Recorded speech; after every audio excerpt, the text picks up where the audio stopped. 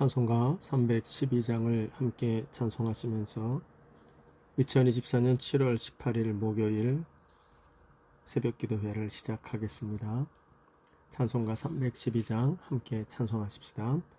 너 하나님께 이끌리어 일평생 주만 바라면 너 어려울 때 힘주시고 언제나 지켜주시리. 주 크신 사랑 믿는 자 그 반석 위에 서리라. 너 설레는 맘 가다듬고 희망 중 기다리면서 그 은혜로신 주의 뜻과 사랑에 만족하여라. 우리를 불러주신 주 마음에 소원하신다. 주 찬양하고 기도하며 내 본분 힘써 다하라. 주 약속하신 모든 은혜 내게서 이루어지리라. 참되고 의지하는 자 주께서 기억하시리.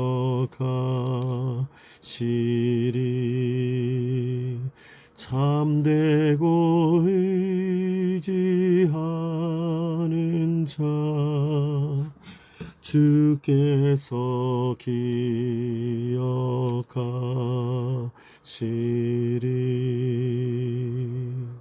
아멘.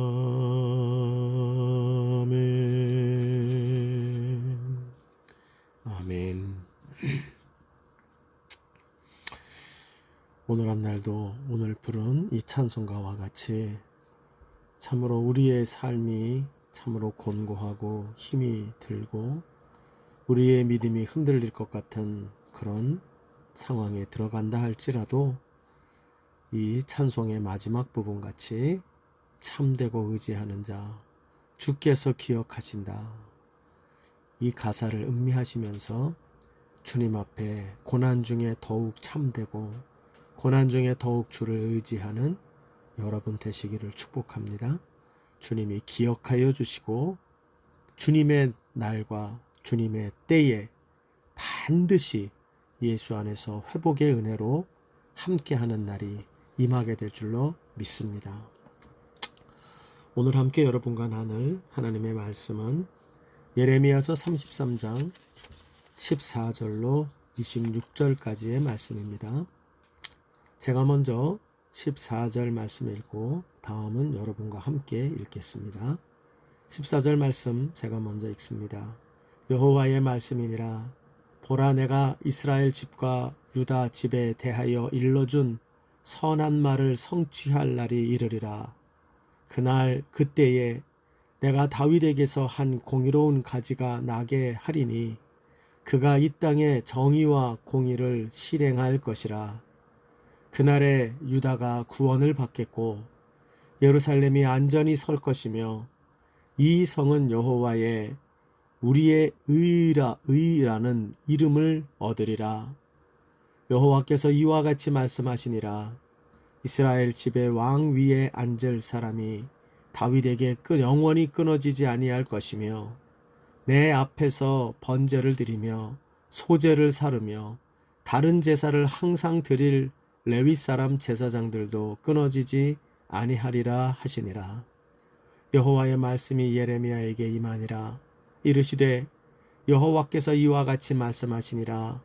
너희가 능히 낮에 대한 나의 언약과 밤에 대한 나의 언약을 깨뜨려 주의하러 그 때를 잃게 할 수 있을진데 내 종 다윗에게 세운 나의 언약도 깨뜨려 그에게 그의 자리에 앉아 다스릴 아들이 없게 할 수 있겠으며 내가 나를 섬기는 레위인 제사장들에게 세운 언약도 파할 수 있으리라.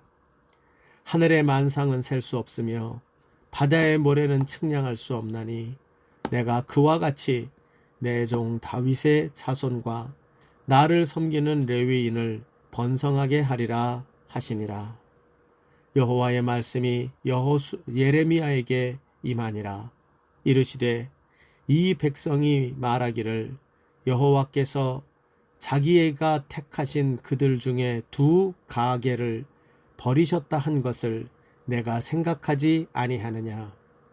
그들이 내 백성을 멸시하여 자기들 앞에서 나라로 인정하지 아니하도다. 여호와께서 이와 같이 말씀하시니라.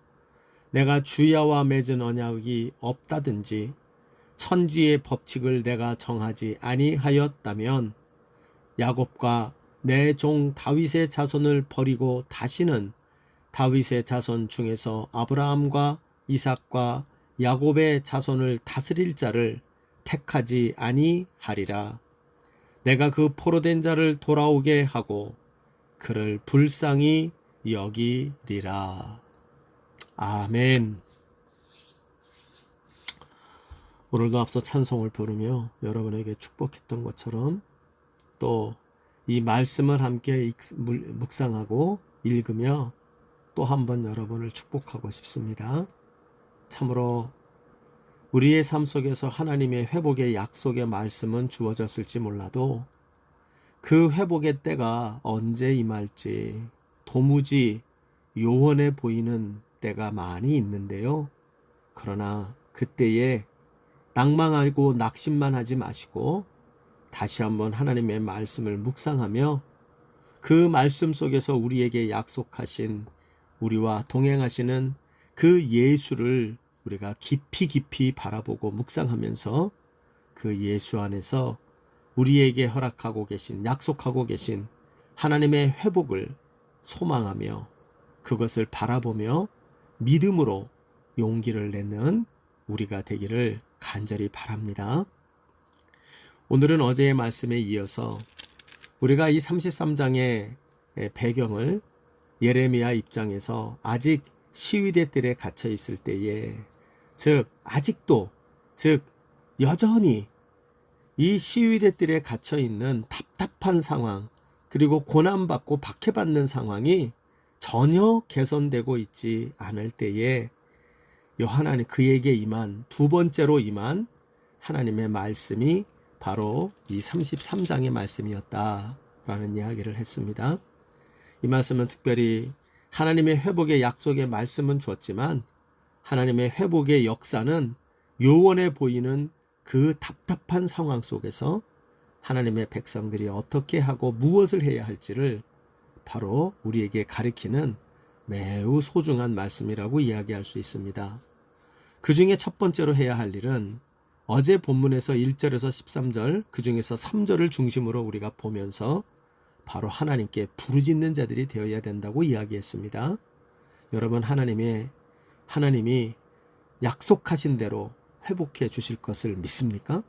정말 믿습니까? 그러면 부르짖으십시오. 이 부르짖음의 행위는 믿지 못하는 행위가 아니라 믿음을 가진 자들의 강력한 믿음의 행위가 부르짖음이죠. 예를 들어 우리가 안에 사람이 있는 것을 믿어요. 그래서 그 사람이 누군가 있기 때문에 반드시 두들기면 안에서 문을 열어줄 사람이 있다는 걸 확신하는 자는 계속해서 두드리고 계속해서 문 안에서 문을 열어줄 사람을 향하여 부르짖지요. 그러나 안에 아무도 없다는 걸 아는 사람은 두드리지 않습니다. 아무리 두드려도 그 안에 누구도 없다는 것을 알고 있는 사람은 부르짖지도 않습니다. 아예 관심도 두지 않죠. 여러분 이것이 우리들의 믿음의 모습입니다. 상황은 요원하지만 하나님이 약속하신 하나님의 약속이 반드시 이루어지고 그 약속하신 대로 회복을 이루게 하실 하나님이 살아계시다는 걸 믿는다면 성도는 부르짖는 일을 멈출 수가 없는 것입니다. 어제의 본문의 말씀에 우리가 부르짖으며 바라봐야 될 주님의 이야기를 드렸는데요. 그 말씀 그대로 우리의 회복의 약속의 말씀은 좋지만 회복의 상황이 요원해 보이면 요원해 보일수록 우리는 더욱 그 하나님을 향하여 부르짖는 자, 하나님이 회복의 약속을 이루실 하나님이라고 믿는다면 성도는 하나님을 향하여 부르짖음으로 그 믿음을 드러내야 한다 하는 것을 보여주고 있습니다. 두 번째로 이제 오늘 14절에서 이 26절의 말씀은 그 회복의 약속은 좋지만 회복이 정말 더디고 여전히 회복의 가망성이 없어 보이는 날들이 지속되고 있을 때 성도가 그 속에서 해야 할 두 번째 일을 합니다. 이것을 보여줍니다. 그것은 구약의 용어로 말하면 다윗의 자손을 붙잡으라, 다윗의 자손을 바라보라 라고 말할 수 있고, 신약의 용어로 말하면 바로 예수 그리스도를 깊이 깊이 묵상하고 그 예수를 꼭 붙잡으라, 이렇게 표현을 할 수가 있습니다. 이제 오늘 본문에서는 이스라엘 백성들이 이 회복의 약속을 주신 하나님을 믿고 있다면 너희들이 상황과 무관하게 해야 할 일이 바로 부르짖음이요, 그리고 그 다음에 그 회복의 약속을 주시는 하나님이 그 회복 주시는 그 부르짖음에 의하여 너희들에게 임하게 될 회복의 그날 그때에 어떤 회복이 너희에게 임하게 될 것인지 그 회복의 내용에 대하여 말씀해 주고 있는 것이 오늘 본문의 내용입니다. 우리가 부르짖고 부르짖으면 하나님이 회복의 하나님이심을 믿으면서 부르짖고 부르짖으면 그 회복의 그날에 우리가 만나게 될 회복이 어떤 회복이 주어지나, 오늘 본문을 읽어보면 그 몇 가지 특징이 여기에 나타납니다. 그 중에 먼저 제일 두드러진 특징은 바로 그 우리의 부르짖음을 통해서, 지금 이스라엘 백성들이 조금 있으면 한 1년 정도 진 안에 이제 완전히 무너져서 포로가 돼서 끌려가죠. 끝장났다고 생각하지만 하나님의 회복의 날이 있단 말입니다. 그 회복의 날에 하나님이 부르짖는 자들의 부르짖음을 통하여 가져오게 될 회복의 모습의 제1된 모습이 오늘 본문을 쭉 읽어보면 나오는데요. 그 특징이 바로 첫째가 바로 다윗의 자손을 통해서 주시는 회복이다, 이렇게 말할 수가 있습니다. 이 내용은 여러분 15절을 보세요. 곳곳에 오늘 본문에 그 내용이 쭉 나오는데요. 먼저는 15절을 보시면 이렇게 나오죠. 그날 그때에 내가 다윗에게서 한 공의로운 가지가 나게 하리니 그가 이 땅에 정의와 공의를 실행할 것이다. 그렇죠? 그러면서 이 정의와 공의 얘기는 좀 이따 하고요.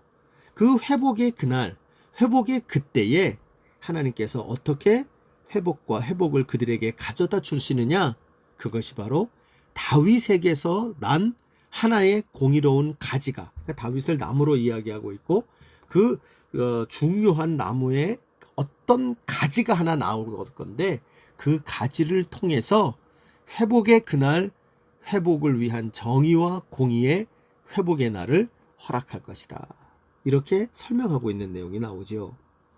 또 이 내용이 21절을 가보시면 이렇게 나오죠. 내 종 다윗에게 세운 나의 언약도 깨트려 그에게 그의 자리에 앉아 다스릴 아들이 없게 할 수 있겠으며 내가 나를 섬기는 레위인 제사장에게 세울 언약도 파할 수 있으리라. 이제 반어법을 말하고 있는데요. 사실은 20절하고 연결해서 읽어야 되죠. 하나님의 이 회복의 약속이 정말 이루어질 수 있을 것입니까? 정말 그럴 것 같지 않은데요? 라고 말하는 사람들에게 하나님이 반어법으로 이야기한 겁니다. 내가 말이야 바로 20절에 보면 낮과 세운 언약, 밤과 세운 언약, 이것을 깨트려서 그 언약을 내가 지키지 않는다고 한다면 내가 지금 너희가 한 이 언약도 헌이라고 얘기해도 좋아 라고 말하면서 21절에 이야기하신 거죠. 그러면서 하신 말씀이 이러죠. 이 언약을 내가 이룰 거야. 회복의 그날을 가져올 걸 반드시 이룰 건데 어떻게 이룰 건지 알아? 바로 다윗에게서 나오는 그의 아들을 통하여 이룰 거야. 그런데 내가 그 언약을 지키지 못할 거라고 너희들이 말하는데 그러면 좋아. 내가 그것을 지키지 않을 때는 이 땅에 내가 해와 달을 향하여 한 약속, 천지에 운행하는 이 계절의 변화와 한 약속, 이것도 내가 지키지 않는다고 생각하면 돼. 반어적으로 이야기하신 거죠. 반드시 이 회복의 날을 줄 거라는 것을 이야기하시는데요. 그 내용이 바로 다윗의 아들을 통하여 주시는 회복이다. 이렇게 이야기를 하죠. 그리고 이 얘기가 다시 한번 26절에 강조가 되고 있어요. 야곱과 내 종 다윗의 자손을 버리고 다시는 다윗의 자손 중에서 아브라함과 이삭과 야곱의 자손을 다스릴 자를 택하지 아니하리라. 이것도 역시 앞에 있는 내용을 25절과 연결하면 그 앞에 얘기했던 20절, 21절과 같은 맥락의 반어법입니다. 그러므로 이 내용을 읽어보면 우리는 알게 돼요. 하나님이 지금 이야기하시는 회복의 그날, 이스라엘 백성들이 포로로 끌려가지만 다시 회복되는 그날, 하나님이 정말 원하시는 하나님의 백성들을 하나님이 백성답게 만드시는 그 완벽한 회복의 그날과 그때에 주시는 하나님의 회복의 약속이 누구를 통해서 오느냐? 바로 다윗의 아들을 통해서, 다윗의 자손을 통해서 주시는 회복이다. 이렇게 말하는 겁니다. 그래서 여러분, 예레미야 이후로 포로기를 지나면서 이스라엘 백성들은 계속해서 이 다윗의 하나님께서 약속하신 아들, 다윗의 가지, 다윗의 자손, 그래서 우리에게 하나님이 약속하신 이 완성된 회복을 가져다 줄 그자를 소망하는, 이 메시아를 소망하는 그들의 유대 사상이, 메시아 대망 사상이 그들에게 생겨나게 됩니다. 왜냐하면 포로기 이후에 이들이 돌아오기는 했죠. 그러나 아직까지 이러한 왕이 나타나지도 않았고, 또한 완벽한 여기에서 예레미야가 약속했던 회복이 나타나지 않았다고 보기 때문에 그들은 이 땅에 돌아온 이후로 다시 하나님이 그런 날을 허락하시고 이런 왕 다윗의 자손을 세워주시기를 바라는 그 소망을 가지고 있었던 겁니다. 여러분, 그래서요, 사실 이 다윗의 자손, 이 이름이 누구의 이름입니까? 예수님의 별명이죠. 예수님이 이 땅에서 사역하실 때 수많은 이들이 예수님을 뭐라고 부르며 찾아옵니까? 다윗의 자손이요, 다윗의 아들이요, 부르면서 찾아옵니다. 그게 바로 이 배경을 가지고 있어요. 하나님의 우리를 향한 그 하나님의 백성다운 회복을 궁극적으로 성취해줄 그 메시아 되시는 바로 그분, 다윗의 자손, 그게 바로 당신 예수십니다. 이것을 소원하고 있죠.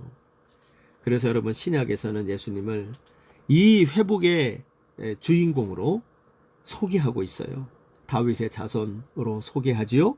뿐만 아니라 그것이 제일 잘 나타난 것은 마태복음 1장에 나오는 예수님의 계보죠. 그래서 왕의 계보를 통하여 예수님을 강조하는 것이 바로 예수께서는 구약에 약속하신 이 예레미야가 하나님의 말씀을 들어 선포했던 이 회복을 가져다주는 약속을 성취할 다윗의 자손, 다윗의 아들, 그가 바로 예수시다 하는 것을 이야기를 하고 있는 겁니다. 그러므로 여러분, 이 구약의 성도들은, 예레미야 시대 때 성도들은 이 다윗의 아들을 소망하고 바라봅니다. 하나님이 보내주실 장차 오실 메시아, 다윗의 아들, 다윗의 자손, 다윗의 가지를 소망하는 믿음을 가지고 그 자가 오면, 그 약속된 메시아가 오면, 다윗의 아들이 오면 우리는 회복된다. 이 오실 메시아를 바라보며 믿음을 갖는 이 믿음으로 이들이 나아가게 되죠. 성도의 본질을 이루게 되죠. 그러나 신약에 있는 성도들은 어떻습니까? 바로 이미 오신 메시아 예수시죠. 그 예수를 바라보며 다윗의 아들이시죠. 이 약속하신, 구약에 약속하신 모든 하나님 백성들을 향한 회복의 약속을 성취하시는 그 예수를 바라보며 바로 예수 안에서 우리에게 하나님이 약속하신 모든 회복이 우리에게 이미 임하였다. 예수 안에 이 회복의 역사가 있다. 이것을 믿는, 소위 말하는 이미 오신 메시아를 믿는 자들이 신약의 성도인 거죠. 여러분 잘 기억해 두세요. 구약의 성도와 신약의 성도의 차이는 바로 예수를 믿는 데는 똑같지만 차이점을 얘기하면 구약의 성도는 오실 메시아를 믿는 자들이요, 신약의 성도는 오신 메시아를 믿는 자들이죠. 우리가 이 구속사적인 관점에 이 예수 믿는 신앙을 잘 기억을 하고 우리가 그 가운데서 흔들림 없고 신약과 구약이나 공이 바로 메시아를 믿는 믿음으로 우리는 구원을 받는다 하는 것을 기억을 해야 되고요.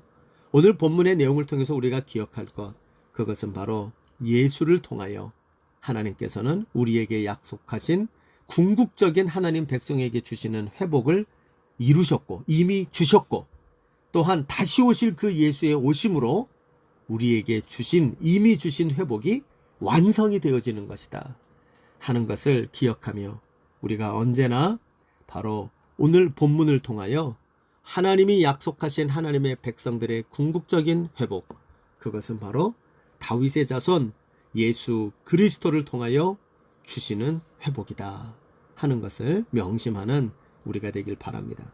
여러분 명심합시다. 예수 안에 다른 곳에 회복이 있지 않습니다. 하나님이 하나님의 백성들에게 약속하신 회복은 예수 안에서 완성되고 예수 안에서 그것이 성취된다 하는 것을 꼭 기억하는 우리가 되기를 바랍니다. 그러면 예수 안에서 성취되는 하나님의 회복의 그 본질 두 가지가 어떤 것인가? 그 본질 두 가지는 오늘 본문에 계속해서 나타나는 회복의 두 가지 양상이 또 나타납니다. 그 중에 하나는 바로 하나님의 공의를 실현하는 회복이 나타난다라고 말합니다. 잘 기억하세요. 하나님의 공의를 실행하는 회복. 이것이 예수 그리스도를 통하여 다윗의 자손을 통해서 우리에게 주시는 하나님의 회복의 근본적인 양상 중에 또 한 가지다 하는 것을 기억하셔야 돼요. 자, 그 내용은 15절 16절에 나옵니다. 자, 보죠. 이렇게 나옵니다. 그날 그때에, 회복의 그날 그때죠. 내가 다윗에게서 한 공의로운 가지가 나게 하리니, 이 공의로운 가지가 바로 장차 오실 예수 그리스도, 이미 오신, 우리에게는 이미 오신 예수 그리스도를 의미하는 거죠. 이 예수를 나게 하리니 그가 이 땅에 정의와 공의를 실행할 것이다. 자, 그러니까 결국 하나님이 주시는 회복의 날에는 무엇이 구현되는 거예요? 정의와 공의가 실행되는 회복이라는 거예요. 이 정의와 공의가 실행되면서 회복이 나타나는 날, 바로 그것이 진정한 회복의 모습이라는 걸 말합니다. 자, 그러면서 16절에 이렇게 말하죠. 그날에 유다가 구원을 받겠고 예루살렘이 안전히 살 것이며 이 성은 여호와는 우리의 의라는 이름을 얻으리라. 자, 그럼 여기서 말하는 정의와 공의는 어떤 정의와 어떤 공의냐? 그 예수가 이 땅에 와서 이루시는 정의와 공의가 무엇이냐? 그것은 여러분, 인간들의 정의와 공의가 아닙니다. 인간의 정의와 공의가 아니고 15절을 가보면 여호와는 우리의 의다. 여호와는 우리의 공의시다. 그러니까 우리의 의가 아니고 바로 그 우리에게 안식을 가져다 주고 회복을 가져다 주는 예수 안에서 우리에게 주시는 그 회복의 역사는, 정의와 공의는 바로 여호와의 의, 하나님의 의를 이 땅에 가져와서 하나님의 의를 실행함으로 우리에게 회복의 역사를 가져다 준다라는 겁니다. 여러분, 이 말은 우리가 잘 깊이 조금만 생각해 보면 이해를 할 수 있어요. 여러분, 인간의 의의 특징은요, 인간의 의의 특징은 그 의가 상대적이라는 거예요. 절대적인 의라는 건 존재하지 않아요. 이 사람에게는 의로운 것이 저 사람에게는 불의함이 되고요, 이 사람에게는 공의롭고 당연한 것이 저 사람에게는 있어서는 안 되는 불의함이 됩니다. 그래서 이 사람에게 의가 저 사람에게는 원한이 되기도 하고요, 이 사람이 행한 그러한 정당한 그 정의가 저 사람에게는 복수를 부르는 원한이 되기도 합니다. 그래서 이게 상대적이 돼요. 그렇기 때문에 이 땅은 부분적인 공의, 그리고 어떤 사람의 입장에서의 정의라는 것은 존재하지만 절대적인 정의와 공의라는 것은 존재하지 않고, 그렇기 때문에 이 땅에서 영원한 평화, 그리고 절대적인 서로에게 대한 용납이 일어나기가 어려워요.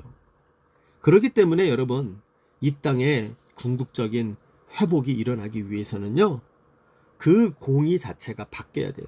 사람의 공의로는 안 됩니다. 왜냐하면 상대적이기 때문에. 그러나 오직 이 공의를 우리가 바탕으로 하는 회복이 일어나려면 그것은 바로 사람의 공의가 아니라 하나님의 공의가 있어야 한다는 거예요. 하나님의 의가 뭡니까? 바로 그것은 하나님이 정하신 성경에 나타난 의죠. 참으로 말로 표현할 수 없는 엄청난 크기의 자비와 긍휼, 뿐만 아니라 그것이 나 중심이 아니라 상대방 중심의 대속의 의, 바로 죄 없는 의인이 죄 많아 십자가에 달려 죽어 사형을 당해 마땅한 사형수를 위하여 대신 죽어주는 의, 이 대신하는 대속의 의로 말미암아 어떤 일이 벌어집니까? 바로 우리 모두가 죄인에서 모두가 용서받아 죄 없는 죄인, 죄과가 없는 죄인, 용서받은 의인, 이런 자가 되죠. 그래서 우리가 하나님의 의 앞에 서면 우리는 모두가 죄인인데, 우리를 대신하신 예수의 십자가의 의 아래 서면 우리는 모두가 의인이 되는 것이죠. 여러분, 그래서 결국 어떤 일이 벌어집니까? 이 다윗의 가지가 되는 예수를 통하여 하나님의 의가 이 땅에 임하니까 이 땅에는 어떻게 됩니까? 모든 이가 죄인이며 동시에 모든 이가 예수의 십자가의 대속의 은혜 아래 모두가 의인이 되어지는 그런 일이 벌어집니다. 그래서 여러분, 이 땅 가운데 어떤 일이 벌어지나요?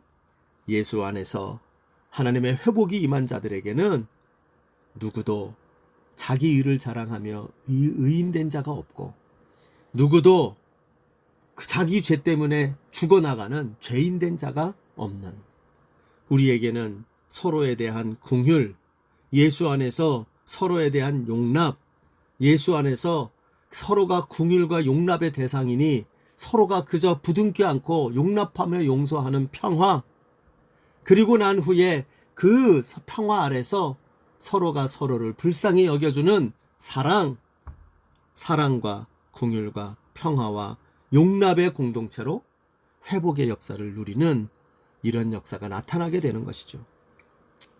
사랑하는 여러분, 우리가 이 사실을 잘 기억합시다.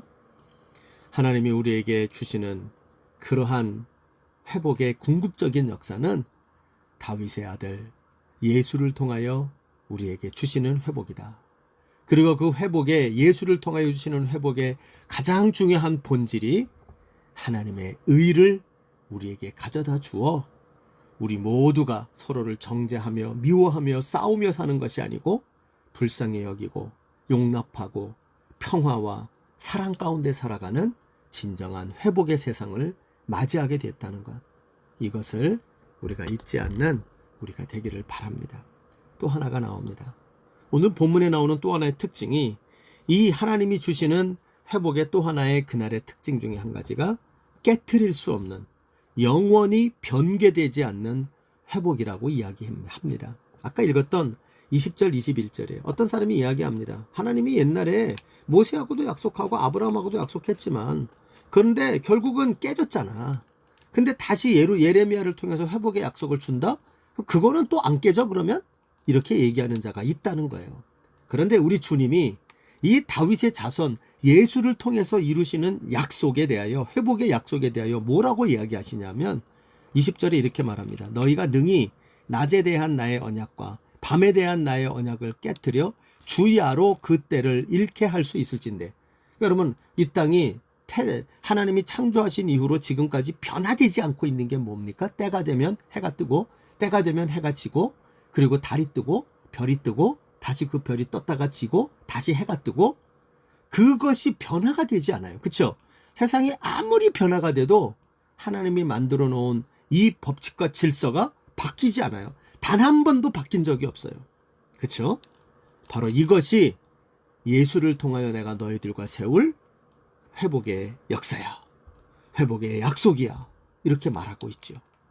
그래서 25절에도 똑같은 얘기를 하죠. 주야와 맺은 언약이 없다든지 천지의 법칙을 내가 정하지 아니하였다든지. 사랑하는 여러분, 우리는 예수를 바라보며 하나님의 회복의 역사가 신실하게 이미 이루어졌고, 또한 그 약속은 변함없이 지금도 진행 중에 있으며, 그리고 장차 그분이 다시 오실 그날, 아니면 내가 또 주님을 만나는 그날이 될 때 이 회복의 약속은 완성이 되어질 것이야 라고 하는 이 확신을 가지고 살아가야 할 것입니다. 말씀을 마무리하겠습니다. 여러분, 오늘 이 말씀 꼭 기억합시다. 하나님이 우리에게 주시는 궁극적인 회복의 약속은 예수에게 있다. 그러므로 여러분, 우리는 우리에게 회복이 더디게 오거나 회복이 필요한 자리라고 생각하게 되면 언제나 예수 안에 하나님의 회복의 완성이 있는 줄을 믿고 그 예수를 더욱 깊이 묵상하고 그 예수를 더욱 굳건히 붙잡는 지혜로운 성도들, 그리고 성도다운 성도들 되는 은혜가 있기를 바랍니다. 그 예수에게서 주신 약속은 어떤 약속이에요? 하나님의 의를 우리에게 가져다 주는 약속이라. 그러므로 끝없는 하나님의 용서와 끝없는 하나님의 사랑이 우리를 이 예수 안에서 주신 약속 안에 지금도 덮고 있다는 걸 명심하며 우리가 끊임없이 이 회복이 필요할 때에 다투고 내 안에서 나 자신과 내 주변의 내 식구들과 내 주변의 사람들과 다투는 자가 되지 말고 더욱 사랑하고 더욱 서로를 불쌍히 여기는 이 회복의 장으로 바꾸는 이런 역사가 있기를 바랍니다. 아울러 이 약속이 신실함을 절대로 절대로 의심하지 맙시다. 그래서 예수 그리스도가 예수 안에서 하나님의 이 우리에게 주신 회복의 약속은 해와 달이, 해가 뜨지 않거나 달이 뜨지 않거나 밤낮이 뒤집어지거나 이런 일이 생기지 않는 한 절대로 바뀌지 않는다. 이 신실함을 의지하면서 오늘도 예수님을 붙잡고 참으로 요원해 보이는 회복의 장이라 할지라도 예수 안에서 우리가 더욱더 하나님의 회복의 약속을 굳건히 믿고 우리가 이 회복이 필요한 그 깊은 터널을, 고난의 터널들을 잘 통과하여 회복의 그 밝은 날로 나아가는 은혜가 우리 모두에게 있기를 주님의 이름으로 간절히 소원합니다. 주님 가르치신 기도로 마무리합시다. 하늘에 계신 우리 아버지여, 이름이 거룩히 여김을 받으시오며 나라의 마옵시며 뜻이 하늘에서 이룬 것 같이 땅에서도 이루어지이다. 오늘날 우리에게 일용할 양식을 주옵시고 우리가 우리에게 죄 지은 자를 사하여 준 것 같이 우리의 죄를 사하여 주옵시고 우리를 시험에 들게 하지 마옵시며 다만 악에서 구하시옵소서. 대개 나라와 권세와 영광이 아버지께 영원히 있사옵나이다. 아멘.